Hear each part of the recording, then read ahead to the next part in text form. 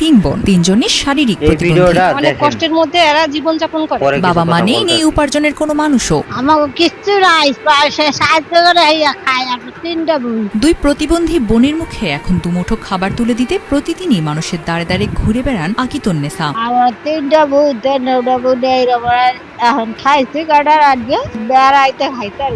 বাবা মা ছিলেন তাদের একমাত্র ভরসা, কিন্তু প্রায় এক যুগ আগে বাবা মা দুজনে মারা গেলে যেন মাথার উপরে শেষ আশ্রয়টুকু হারিয়ে যায় তাদের। এরপর থেকেই প্রতিবেশীদের সহায়তা আর মানুষের দানই যেন কোন রকমে চলছে তাদের জীবন। আমাদের বাপ মা নাই, আমাদের কিছু নাই। আমরা তিনটা বোন মা সে একটু সাহায্য করে, একটু খাই।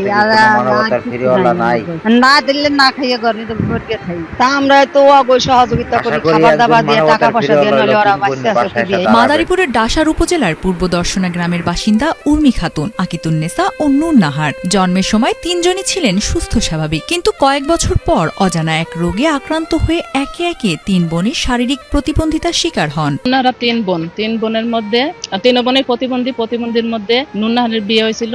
বিয়ে হয়ে এখন স্বামী নাই, মারা গেছে। এখন আছে অসহায়ের মধ্যেই, একটা ছেলে আছে, একটা মেয়ে আছে।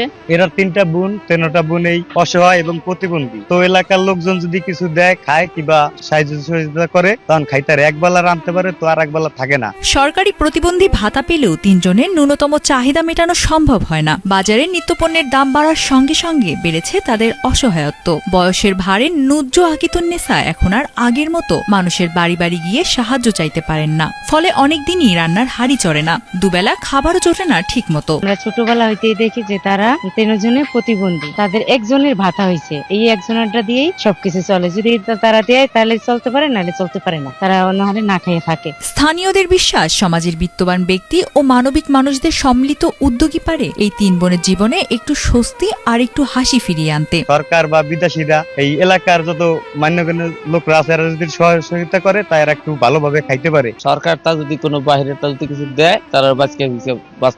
এই অসহায় মানুষগুলোর চাওয়া খুব বেশি নয়, এক বেলা নিশ্চিন্তের খাবার, মাথা গোজার নিরাপদ আশ্রয় আর মানুষের মতো বেঁচে থাকার সামান্য সম্মান। এরা মানুষের দ্বারে দ্বারে চায় চিন্তা খায়, কেউ সাহায্য করলে খায়, না করলে না খায়। চায় চিন্তা খায়, কেউ যদি একটু বিদেশতা সাহায্য বা সরকার সাহায্য করে, তাহলে একটু বাঁচতে পারবে। সঞ্জিতা লাবণী, মাই টিভি।